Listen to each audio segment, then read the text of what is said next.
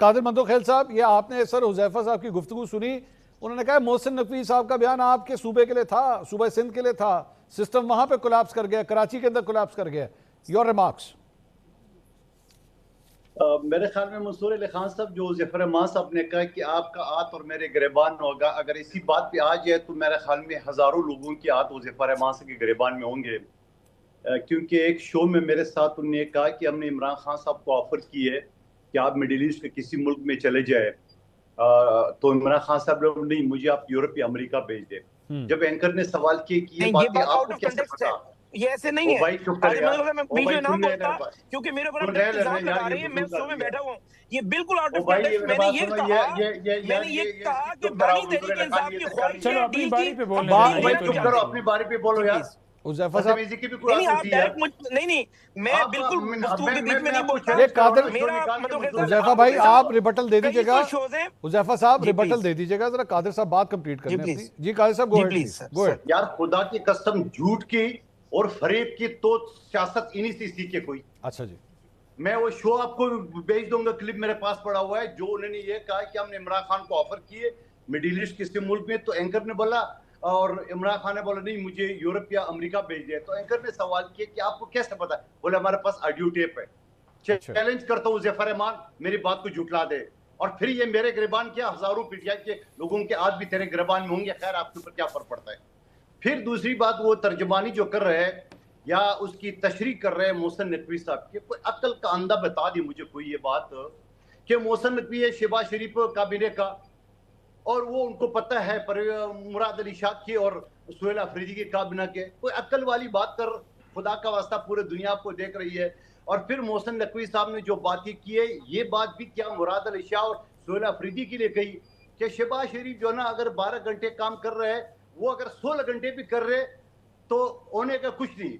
यानी एक निकम्मा वजीर आजम है और एक नायब वजीर आजम है, वो छोटे बच्चे की तरह जो टीचर 2 थप्पड़ भी मारे और कलम दवा तख्ती उसको गिरा दे, कोने में बिठा दे, फिर उस निकम्मे स्टूडेंट ने कुछ नहीं लिखना, ये उसके का अल्फाज है। मतलब मैं तशरीह ये ले रहा हूँ। फिर बिलावल भुट्टो साहब ने भी तो कहा कि ये फॉर्म 47 का वो वज़ीर आज़म है, मरियम भी फॉर्म 47 का है। मेरी तशरीह ये कि वो ये कहना चाह रहे हैं कि ये 2 नंबर वज़ीर आज़म है, 2 नंबर वज़ीर आला है। अब आप घूमते रहो आगे।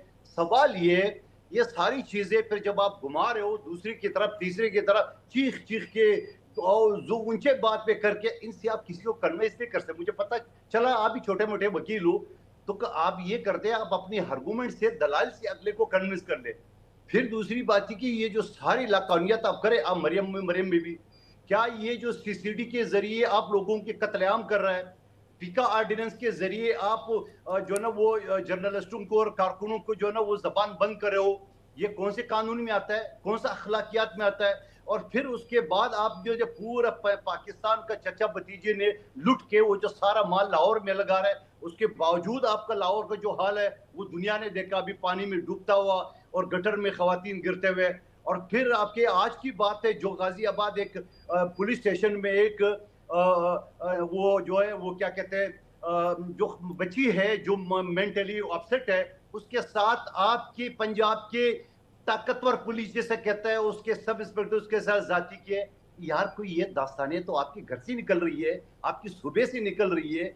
आप ये एक बाप जो मरियम बीबी 11 अरब की जहाज में घूम रही है, और एक बाप बेचारा अपने जवान बेटे को बगैर कफन क्यों दफना रहा है? कोई जवाब आए किसी के पास? कोई शराश वो है, निदामत है?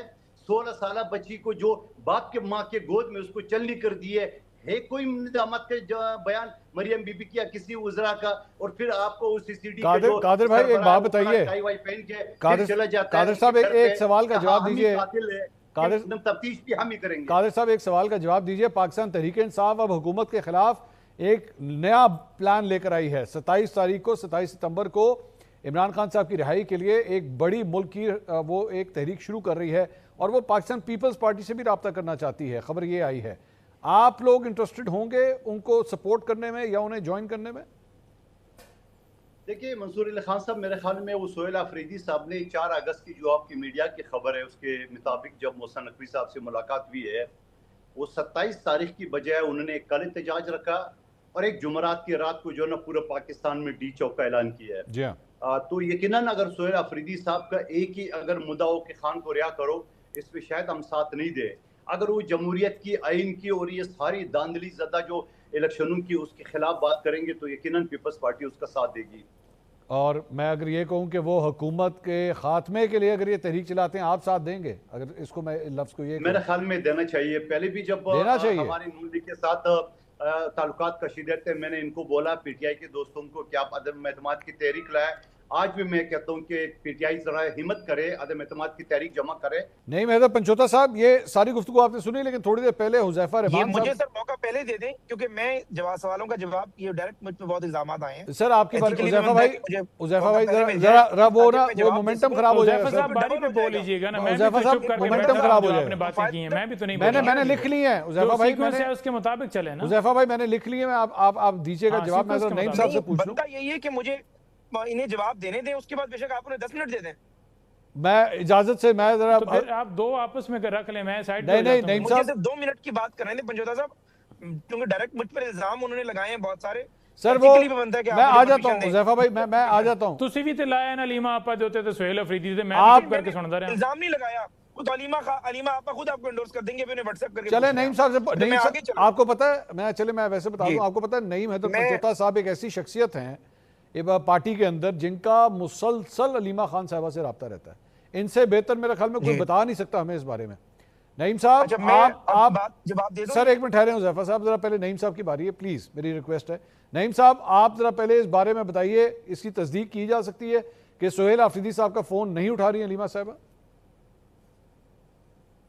नहीं, बिल्कुल मेरे नोटिस में ना अलीमा आपा ने दिया है ना सोहेल भाई ने दिया है, कोई ऐसी बात मेरे नोटिस में ना आई, तो ना मैं इसको तस्दीक करता हूँ कि ऐसा कोई अमल है। हमेशा बड़ा इज्जत एहतराम के साथ वो आपस में मिले, चाहे अडाला के बाहर मिले या चाहे वैसे केपी हाउस के अंदर अलीमा आपा तशरीफ लेकर आई। तो इस तरह की बातें फैला कर सिर्फ डिवीजन पैदा करने की कोशिश की जा रही है, जो इससे बढ़ के और कुछ नहीं है। दूसरी ये चीज़ है कि देखें, उन्होंने कहा 80% आँख की बिनाई जो है वो ज़ाया हुई है। नईम हैदर पंचोता ने कहा बड़े वर्कर हैं और ये वो, तो सलमान सफदर साहब की रिपोर्ट अगर गौर से देखें तो उसके अंदर उन्होंने लिखा है कि ज़ाया हुई है 85%, 80% आँख उनकी ज़ाया हुई है। तो ये गलत बयानी आप क्यों कर रहे हैं कि मैंने ऐसा, सलमान सफदर की रिपोर्ट में ऐसा कह दिया गया है कि जनाब नहीं, यहाँ बेहतरी आ गई। कहाँ पर उन्होंने कहा बेहतरी आ गई? हम आज भी यही मुतालबा कर रहे हैं कि जब रिपोर्ट ऐसी आ गई तो उसके बाद अदालत ने हेल्थ के इशू को टच ही नहीं किया, आइसोलेशन के इशू को टच ही नहीं किया। अगर आपको जो है वो था कि आप ऑर्डर नहीं पास कर सकते तो फिर आपको पटिशन लगाने की क्या जरूरत थी? इस्तीफे दें, घर जाएं। आप तनख्वाहें इसलिए ले रहे हैं कि लोगों के बुनियादी हकूक सलब हों और आप खामोशी से तमाशाई बन के बैठे रहें। दूसरी ये चीज़ है, देखें इस वक्त उन्होंने कहा जी कि ये नहीं, ये केपीके की बात हो रही थी या सिंध की बात हो रही थी। मैं जो पीपल्स पार्टी और पीटीआई के बारे में बात बताऊंगा कि हमारी क्या बात हो रही है या थोड़ी देर पहले क्या बात हुई, कि हम इनके साथ बात करेंगे पीपल्स पार्टी से या नहीं करेंगे। देखें बात यह है कि जो पंजाब की परफॉर्मेंस, पंजाब की बेहतरी या वफाक की बेहतरी या हुकूमत की बेहतरी, वो तो चार्जशीट खुलेआम मोहसिन नकवी साहब ने बता दी कि नौजवान क्या इंसाफ मांगता है, मेरिट पे भर्तियां मांगता है, जो इमरान खान बात कर रहे थे और अल्हम्दुलिल्लाह वो सुरखरू हुए। जो कुछ पंजाब के अंदर या वफाक के अंदर या जो कुछ इन्होंने किया है, आइन की तरमीमों से लेकर जेली मैंडेट से लेकर सीसीडी से मावराए अदालत कत्ल के से लेकर या पंजाब के अंदर जराइम में इजाफे से लेकर या CNW का जो डिपार्टमेंट है कि सड़कें बन रही हैं और वो सड़कें लोगों ने वहाँ जो